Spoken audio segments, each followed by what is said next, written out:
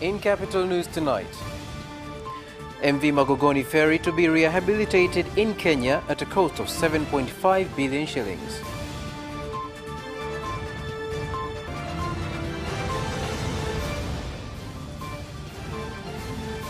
The police force says it is using new tactics to strengthen community policy.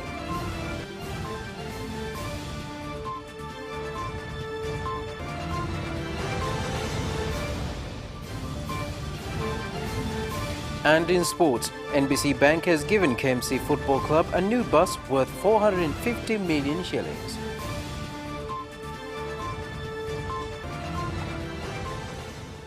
Good evening, ladies and gentlemen. This is Capital News at 9:30.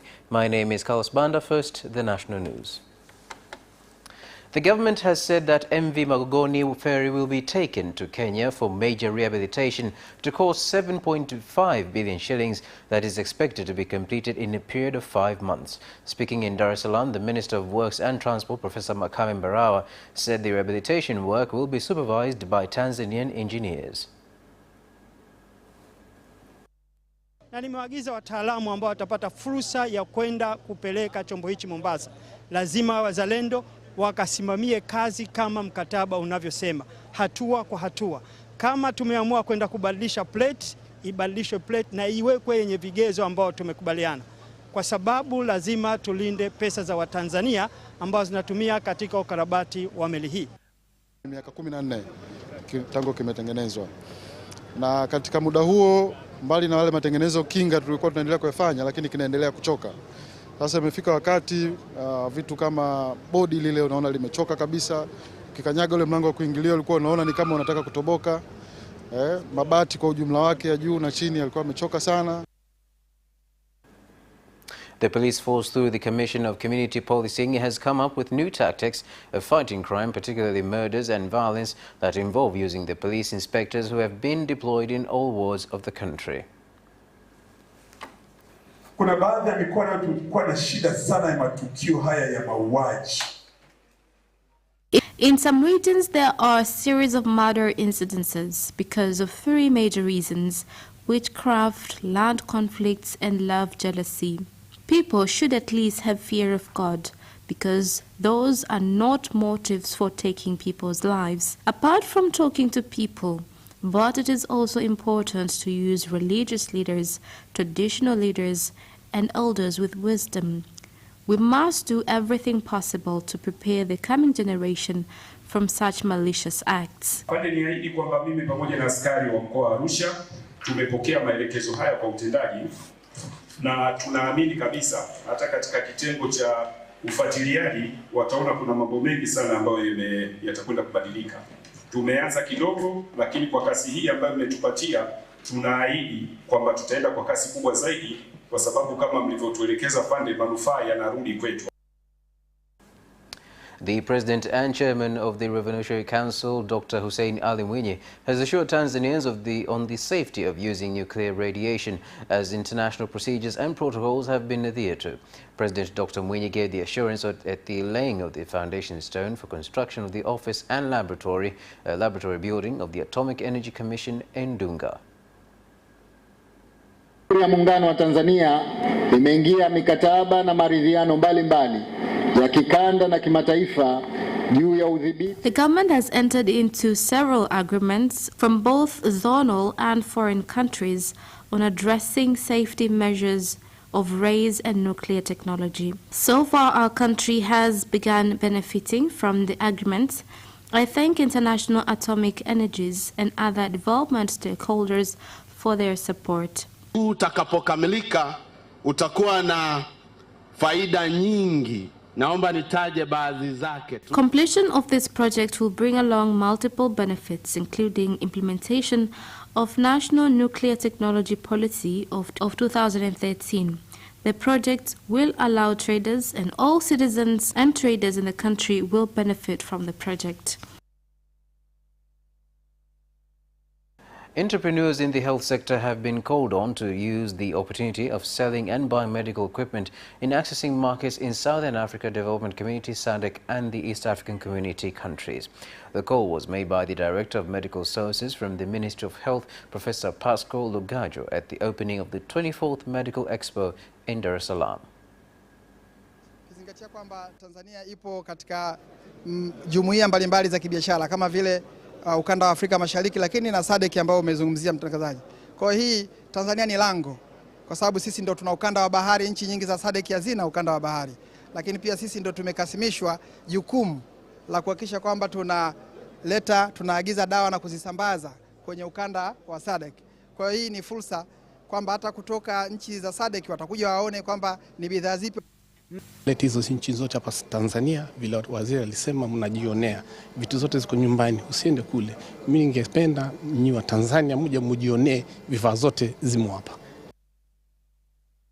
More than 500 residents of Ihuma Street in Dodoma City, who are vegetable farmers conducting the activities at Ihuma Valley, have urged the government to intervene and take measures after lorries started entering and taking sand in the area, despite being banned from doing so. Hapa niliposimama na nyuma yangu ndipo ulipojengwa ukuta wa kingamaji. Ukuta huu kama unavyoonekana tayari umeshakwisha kufanyiwa vitu ambavyo hatuna majibu. This was water blockage wall.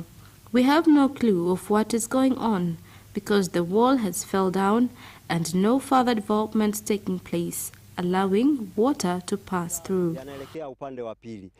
Wamiliki wa ule mtaa au wamiliki wa mali ile ya lile korongo ni wananchi wote wa mtaa wa Ihuma. As leaders, we are not recognized. Ihuma Street residents are not cooperative.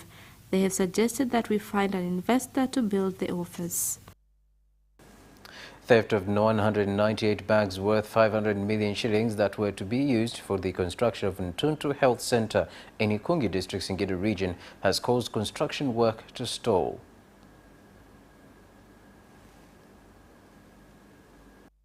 Wale wote ambao walihusika kupoteza vifungo 198 hatuwezi kuwavumilia. We shall not tolerate all who were involved in the theft of 198 cement bags. The government has brought funds and then just a few people steal cement bags. These people must be arrested immediately. Namuomba waziri wa TAMISEMI. Waziri wa TAMISEMI aje atilete jicho lake kwenye hiki kituo cha. I'm calling on the Minister of Regional Administration and Local Government to come and see what happened. Funds brought here were enough to complete the project. A delegation of members of parliament from different parties in the German parliament is visiting Tanzania to see how funds given by their country are being utilized in various cooperation projects. And moving on, the director of the World Wildlife Fund, WWF, Dr. Kirsten Shuiji, has said the organization will continue to cooperate with Tanzania in sustainable conservation that involves the participation of communities. Conservation issues that we face in many places, right? So the fact that we're dealing with a park basically in isolation with a lot of communities around, dealing with human-wildlife conflicts, dealing with invasive species, the impact of climate change, I think, is another big topic here. So it's really important for us as WWF to continue working here with communities as partners side by side and making sure that we conserve and continue to conserve this beautiful wildlife and nature that we see in Arusha. Na tumeangalia maeneo ya mashirikiano ambayo tunaweza tukashirikiana kwa siku zijazo. Tuna historia ndefu ya mahusiano mazuri kwenye uhifadhi kwa kushirikiana na WWF. Kwa hiyo sisi kama taasisi, sisi kama hifadhi ya taifa Arusha tumefarijika sana kwa sababu tunatamani kuona wanyama wetu wakipata upeo mkubwa zaidi wa kutumia mazingira yao, na hiyo itawezekana kwa kushirikiana na wadau ili kufungua mapito ya wanyama ambayo yameharibika.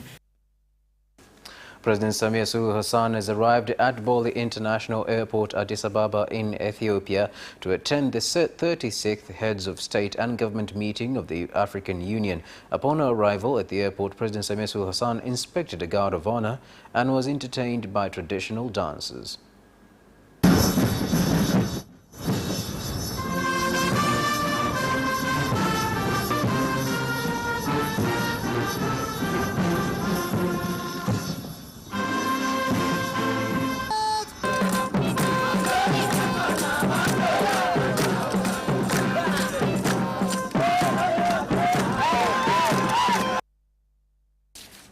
And that marks the end of the national news. We'll take a short break and return for international news.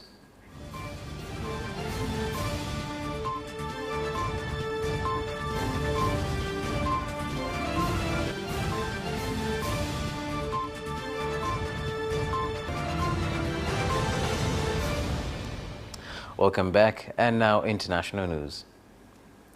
The death toll from the Turkey-Syria earthquake is close to 42,000, with Turkish authorities saying 36,187 people have been killed in the country, while Syrian government and the United Nations saying more than 5,800 people were killed in Syria. The World Health Organization says the zone of greatest concern is northwestern Syria, where anger is growing over the slow delivery of humanitarian assistance. The UN is appealing for $397 million in aid to help 5 million Syrian survivors with shelter, healthcare and food. Moving on, a few days after President William Ruto of Kenya ordered the army in collaboration with the police force to conduct a joint operation against invaders in Baringo, Samburu, Turkana, Elgeyo, Marakwet and Pokot West counties, opposition leader Raila Odinga has criticized the move, saying the Kenya Defence Force was being used within the country's borders without the approval of the parliament. Tumesema umetumia jeshi kule kaskazini mwa nchi yetu bila idhini ya bunge, na hiyo vile vile inakeuka katiba letu. Manake jeshi hawezi kupelekwa mahali popote bila bunge kutoa idhini. Wewe unaanza kufanya mambo ya kivyako. President Yoweri Museveni of Uganda has met and held talks at State House with the President of the Pan-African Parliament, PAP, Senator Fortune Charumbira, where the two leaders discussed on how to unite Africans for the development of the continent. Why do you fail to unite these Africans, whom God united long ago through a common heritage of language and linkages? Why don't you build unity for them so that they help you in your problem of prosperity and security? This is what you need to be very clear about. You are not governing Africa because you don't have the sovereign powers, but you have got powers of advocacy.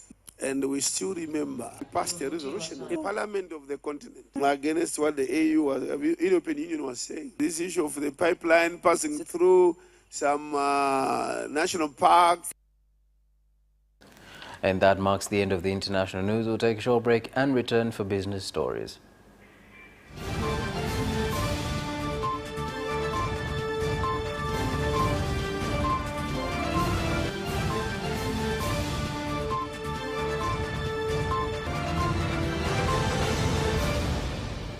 Welcome back, and now business news. The government, through the Ministry of Livestock and Fisheries, has called on livestock keepers to ensure they use weighing scales when buying and selling livestock at auctions in order to avoid incurring losses. Na hivi vyote tunatakiwa tufanye kwa umakini bila kuathiri gharama za ufanyaji wa biashara. Hilo pia lazima tuenalo makini. Ni vizuri tu transform sector, yani kuhamasisha watu wafanye kuboresha mifugo yao, kwa sababu kuna motisha wa kuuza kulingana na gharama ulizoziingia. Unaingia gharama, unanenepesha, alafu unapima na unajua nitapata kiasi fulani. Lakini kama inafika unanenepesha mifugo, alafu watu wanaangalia kwa macho ambalo tumekubaliana nalo au tumeafikia kwenye kikao chetu kwamba wadau ambao wako tayari kuwekeza kwenye hii mizani kwenye minada, ili minada yote iweze kuwa na mizani, wanakaribishwa kuleta maombi wizara mama. Transport stakeholders on Lake Victoria have urged the government to create a conducive investment environment that includes removing numerous fees that have contributed to increased fare prices. Tumeshindwa kujua nani mwenye mamlaka ya kukusanya port charges, kwa sababu TPA wanatumia clause book tariff katika clause zao, hasa clause ya 14 kifungu cha 3(1) kwamba wao ndio wenye mamlaka hayo na TRA na mamlaka hayo. Lakini sasa hoja yetu kubwa ilikuwa ni kuiomba Wizara ya Uchukuzi kama daraja tusaidie kwa serikali kuongea na TRA kwamba wananchi wanaotoka visiwani, hasa hali zao za kiuchumi ni duni. Novemba mimi nililetewa demand note kwamba nimeshusha behewa. Sasa hivi hawachaji tena magari. Wanasema wanatuma mtu anahesabu mabehewa. Nikaletewa demand note ya Januari to Novemba. Nadaiwa pesa kadhaa. Na nisipolipa napelekwa mahakamani. Nikamwambia lakini swala litakuwa solved, na kama mna waraka wowote au kuna mabadiliko mniletee. Tulilumbana sana. Kila wiki hawakuleta. Kagera Sugar Factory aims to empower sugarcane outgrowers with training as well as input so as to enable them to have the capacity to produce 180,000 tons of sugarcane that will be sold to the factory, that will enable it to meet the target of producing 1.6 million tons of sugar by 2025.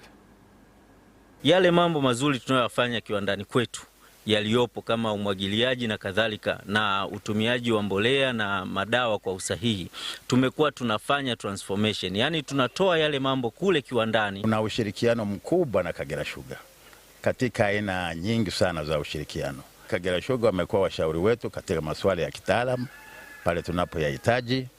Kagera Sugar pia wametuwekea utaratibu wa kumkata mkulima kiasi fulani cha fedha.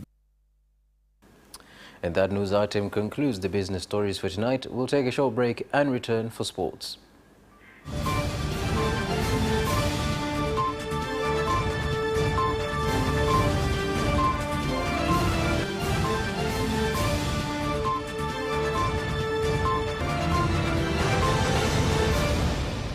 Welcome back, and now sports news.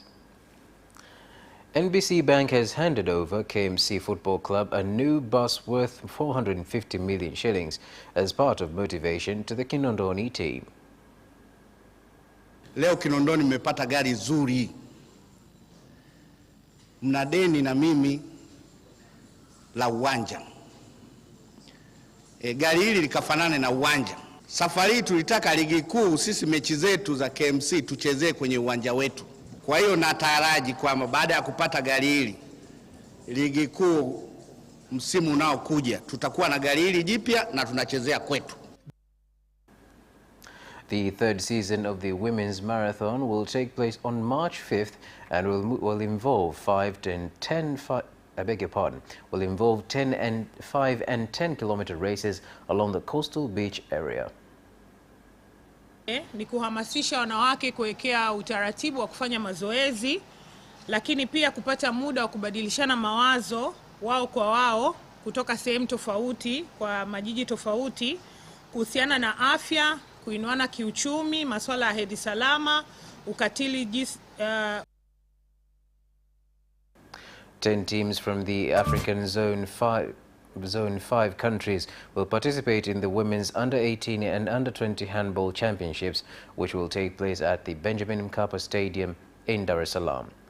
And ladies and gentlemen, that sports item ends our news bulletin for tonight. Thank you so much for watching, and good night.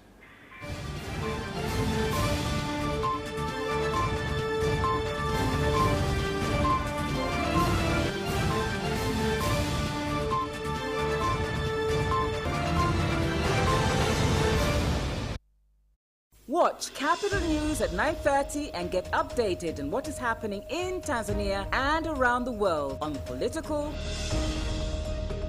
social, and economic issues and events, without forgetting business and sports news. You can get it all right here on Capital News at 9:30 from Monday to Friday on Zuku Channel 067, Digitech Channel 1103, and Facebook Capital Television Tanzania. Biashara yako inahitaji wateja? Shule na chuo vinahitaji wanafunzi. Mambo yote haya majibu yake ni ndio. Kupitia ITV na Radio 1 wafikie wateja wako kwa gharama ndogo kabisa. Pata matangazo manne ya sekunde 30 ITV kwa shilingi 500 na ujumbe wa maneno 30 ITV TV Scrolls kwa shilingi 150. Mentions 4 kwenye radio kwa shilingi 100,000. Rusha kipindi cha dakika 4 ITV kwa shilingi 300,000. Brand Talk kwa dakika 10 Radio 1 kwa shilingi 250,000. Nunua vifurushi hivi upate Facebook posts kwenye ukurasa wa ITV Tanzania bure. Piga simu idara ya masoko ITV 0767 777147 au 0658 777147. Email advertise@itv.co.tz. Vigezo na masharti kuzingatiwa. Ofa hii ni kwa ajili ya wafanyabiashara wadogo, shule na vyuo.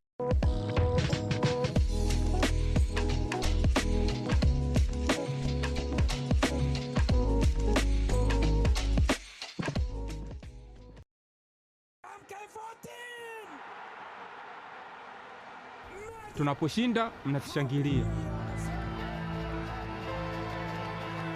Sisi ni timu moja. Nyie mkitushangilia, sisi tukicheza pamoja, sisi ni washindi. Na sasa tunahitaji kuwania kombe kubwa sana kwa ajili ya Tanzania. Mnyama mashuhuri Simba yuko hatarini. Anatishiwa na ujangili, migogoro na binadamu, pamoja na kupoteza makazi yake halisi. Tunaweza kumpoteza mnyama huyu wa muhimu, sio kwa timu yetu tu, bali kwa taifa zima.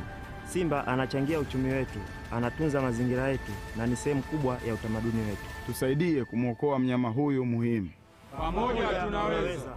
Tutembelee hifadhi zetu ili kulinda wanyama wetu, uchumi wetu na urithi wetu.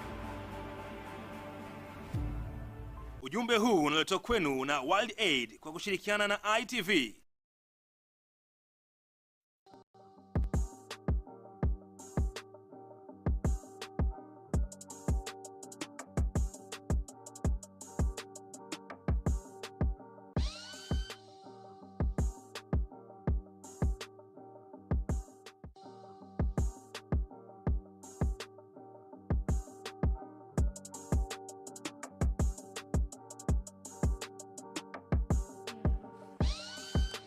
Hello na karibu sana. Kama ndio kwanza unafungulia televisheni yako, kipindi hewani ni CAPITALTV. Mimi naitwa Khadija Zimbwe, na kama kawaida CAPITALTV ni kipindi ambacho kinakupa updates za story ambazo zilitrend wiki nzima, lakini pia tunakuwa tuna segments mbalimbali. Kinachotakiwa ni wewe kuungana nasi kuanzia sasa mpaka baada ya lisali moja. Ni lisali moja of course, lakini tunakuwa watu wawili studio ambao tunabadilishana kwa kulingana na story ambazo tulikuwa nazo, tukipeana mawazo na kukumbushana vile ambavyo wiki hii ilikuwa. So studio leo siku